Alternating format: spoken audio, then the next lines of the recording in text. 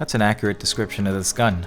Don't let them fool you, they're downplaying their accomplishment because this gun fires so fast it's instantaneous, just like my laser. So where is it trying to flex in this game? What exactly is it trying to show people? Because it wants to have the power of a sniper while having the ease of use of being a hit scan weapon, but it always just seems to fall short of its mark like a half measure. By the way, have you guys seen how these guys come packaged when they fall out of the sky? He comes with his gun on the back of his torso and then he reaches back and grabs it. I think that's a nice little touch. I'm gonna keep an eye out for the other Titans. If you miss that, well, I tried slowing it down, but he was invis. What are you gonna do? Maybe I can get a better angle in the theater mode. But today what we're gonna be doing is talking about the DMR, and then I'm gonna be showing you guys a full game with it. I'm gonna call it the Dirty 30 for, well, reasons that will become apparent a little bit later in this episode. And whenever you're holding a DMR, you're thinking about holding something else. And when I was making this showcase, I found that I would always be wanting to use different guns, or I showed off different parts of my skill sets, like using a strong ordnance like the grenade, which is what I settled on because I found I needed it, or using my secondary, which I really didn't want to do but found that I needed. But when it came to this rifle, I just needed to remember that it's a hit scan and it's a 2-shot and I just need to chill. And the way that this gun works is that it's not forgiving at all with the recoil, and just the way that it handles. Wall running and shooting this thing feels awful. Going all in like you would with a Kraber as you jump across the air and shoot at somebody isn't quite as useful when you have to land 2 shots. So that's where the scary part is when you try to be aggressive. What you really want to do is usually end up pulling out your re or hit them once with the DMR on their approach and then switch to your re. Or what it almost turned into was another overkill episode because all I wanted to do was grab a secondary gun. And in the end, all I want to say is that it's okay, so if you see me not using this gun as much, that's the reason, because I don't think it's meant to actually be pulled out and used all the time like you would a regular primary. And if you didn't notice, it absolutely destroys Titan shields, which is a nice bonus. And as this part of the video wraps up, the next thing we're going to do is show you one last example because it's my favorite one to do with all guns. And after that, we'll get into the full game.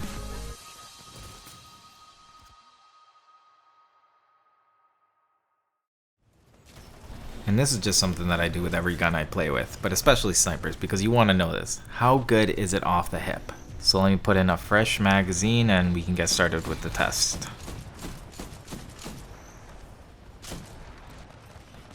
I'm just getting warmed up.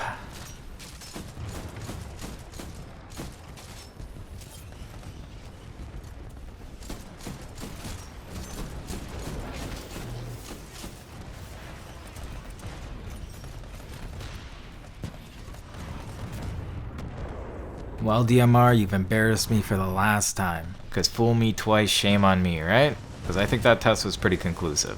Don't do it. With the Kraber, it's amazing. It's actually better than aiming down sights. That's how all the true Kraber gods do it. If you think they're quick scoping, that's just them getting excited after actually shooting off the hip and knowing they're about to kill you. They just want to see the close-up. That's how they get their joys. And somebody has infiltrated my safe space. What do you do when you have a DMR at this range? You might as well forget you even have it. It's re-time, but I don't want to shoot him. I really don't.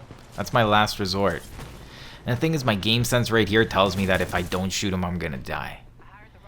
And I think game sense is funny because that's kind of how I think about the Wraith ability. Some people will just know you're there or are better at picking up the smaller cues that tell you where people are gonna be. One of the things in the opening part of the montage when you see me actually start shooting the DMR on Complex where I throw that gravity start at the beginning, I gave you guys all the information I had, and you didn't actually see the guy run in there, but I did see my teammate go in there, and then I also saw him die, so then I knew he was close to that location. So the gravity start wasn't random, and that's a little bit of game sense to put all those things together to make plays like that. I'm going to go ahead and point out that this is a pretty pivotal moment in this match. But to wrap up the thought about game sense, I think it's more like spidey sense. It just tells you when you're going to die, so you should learn to listen to it. It's your subconscious. It's probably a better gamer than you are anyways. And I have a confession to make. The reason I called this the Dirty 30 with the DMR is because it's really not just the DMR. It was a struggle just to tell myself like, hey man, make sure to get some DMR kills in there as well while also using a pretty good Titan like my North Star. And it keeps it up with the sniping theme. But yeah, when I picked up this gun, I'm like, okay, I'm gonna put it away as soon as I find a situation for my DMR. And every time I'm holding the car, I'm like, oh, this thing will just shoot long, medium, and far. Or by the time I change my gun, I'm probably already close to the guy, you know? Like, I have to set myself specifically up for the gun. When I'm trying to be aggressive with it, it's like it's pretty scary. It's just the same way with the double take. The weapons that are typically going to take you 2 shots, you're going to have to play like a real sniper. And it's actually fun using the double take, the Kraber, and the DMR against people using G2s. I like that fight because you're like pelting each other once, twice. At long distance, usually you have enough time to act, and it usually comes to somebody standing their ground or both players standing their ground and trying to take that last shot to kill the next guy. So I like that interaction. If you take that same scenario and you change it to a Spitfire user, it's actually pretty hard because as you're getting pelted with the Spitfire, it's hard to tell when you're about to die. Like with the G2, you can somewhat space it out and feel how it's going to kill you. The Spitfire, sometimes it's like he hit you once and then he held down the trigger and those next 2-3 shots happen to just like be laser like accuracy and you're just dead. So it's not my favorite challenge. The longer the range, the better, but even then, I don't want to be that far back in the map, you know? I want to be somewhat in the action. I am way too close to the action. I have the car, I'm like, I could shoot him. I'm like, I'll at least use my grenade, because I'm thinking about changing to my DMR, and I'm like, that's a tough shot, too. For reference, I haven't touched a car like that I haven't picked up off a body in probably over half a year. For reference, how long did I play with the DMR? I did 2 play sessions to get this video.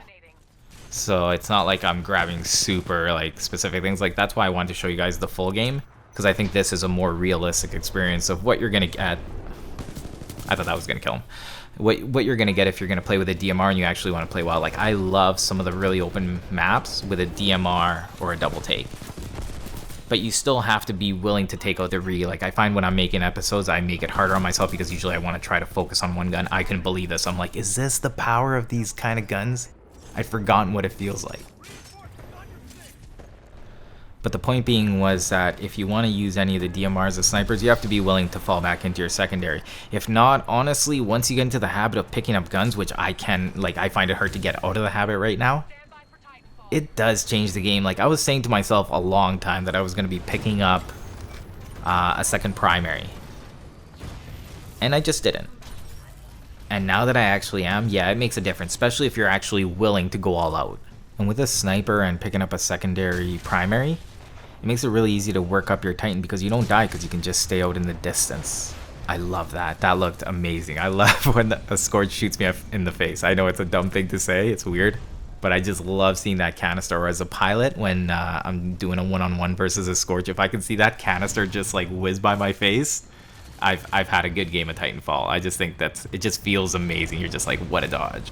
And the point I was trying to make before I started orgasming about the Scorch canister is that if you pair up another primary into your secondary slot, you're going to be able to work up your Titan in a really safe manner because from the back you can pick off a lot of minions, and you can also get pilot kills or pilot assists, which you're probably going to see even more of. And I found that I could support my team because for one, you're just annoying. People are going to hear those bullets, those supersonic hit scan bullets going by them, because you're probably not going to hit every shot. It is a pretty hard gun to shoot. But just knowing that you're there constantly picking these angles, if you get into a nice position with your DMR, obviously you should stay mobile, but the thing is there's only going to be certain areas that suit it really well.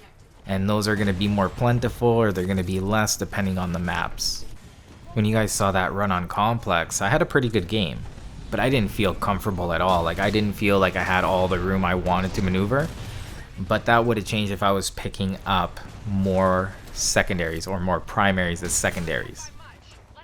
You saw me whip out my re in the end because that's all I wanted to do. Like sometimes you know you have the drop on someone, so why not make it easy and use your secondary primary? I'm just gonna stop saying that. I'm just gonna call it my secondary, but I think everybody should start picking up a secondary if you want to get really hardcore. I really just think the funnest part about it, because I'm still all about how fun it is, that the sniper with a real gun, it just catches people by surprise. And if you're trying to do some sniper work, it's nice to have a regular gun to fall back on, because for one, you're gonna win the fight. Second, they're gonna be coming back with a fury when they find out you have 2 guns, and it may even throw them off for the second death as well and be like, I thought he was sniping. I thought he had a I want to say they have certain ranges, but some guns have like all the ranges, right? So let's just say they thought you had a regular meta gun and then you ended up sniping them on their approach. Yes, that's another awesome moment. And that's what I enjoyed most about doing this episode. was having the chance to use all my weapons, and that's kind of the emphasis of the montage, was that you weren't actually seeing a lot of DMR. I was holding it, but a lot of the times I'm just like, this is not what I really need at this moment.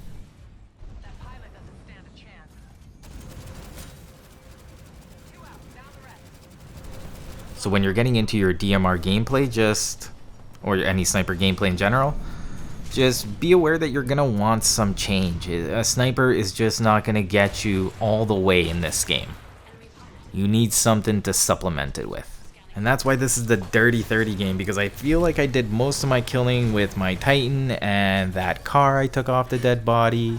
Did I end up? Yep, I ended up changing to grenades as well, because I'm going to need something when people start to rush me. That's what I use when people rush me. I use a grenade. I try to take some cover and then, you know, throw it like a foot in front of me, and hopefully I don't die with you. And that's my short-range deterrent when I'm using a sniper. At least it was, because now I'm just gonna grab another secondary primary. Ugh, I gotta find a way to shorten that. Should we use initials? What do you guys suggest? Just my secondary? Should I just say OP secondary? I don't know. Let me know in the comments. I feel like this is something I need to bounce off you guys. I'm sure one of you guys has a great way to put it. Secondary primary? That's like too scientific. It's like the nomenclature for labeling it. That's not the way I want to go. I'm sure you guys have something way more creative than me. Anyways, we're pretty much getting to the end of this video. So, oh my god, there's actually a ton left. See, I never cast full games anymore. I forgot how long they are. Remember Reapers? God damn it. I just had a flashback, because there's a Reaper at the end of this game that almost makes me lose it, because I'm like, not now, Reaper. I actually have a good feeling in this game. Like, I played it for a while. I know what Reapers do. I know how long they almost seem to have like an aggression meter, where they go around you, they'll take a couple of like pot shots, and then when they're like close to you for a while, then they get hyper aggressive and their shots just seem to be more accurate, or maybe they're just shooting more. It's hard to tell. But that's what I find happens, because when I'm looking at the replays, usually I find that the Reaper has been by me a little longer than usual before it starts getting all super aggressive on me. Or sometimes it'll just cross-map me. Seriously, these Reapers are crazy sometimes. But anyways, I took that knowledge to make that final shot in the theater mode episode, because I knew that that's just the way the Reapers always work. If you fight them for a little bit, they're usually just going to hit you, especially if you're even remotely close to the ground. But their accuracy gets really good, and then it does that thing where it pans, and there's just a lot of things that you can know about this game if you played it long enough. Did you guys know that you can go inside of pods? I really need this kill, by the way. Yeah! You can go inside of pods and do some pretty funny things, and the thing about pods is that they just suddenly disintegrate, and then all of a sudden you don't have cover. Which is pretty funny when a guy's been shooting you and all of a sudden your cover just like disappears, and you look at him and you're like, oh boy. Yep, I'll see you in the next life. I really want this pilot kill, but he's in there pretty tight. And I'm like, that one's gonna take too long, so I run over here. I'm like, well, that's not gonna work. Yep, that isn't gonna work out.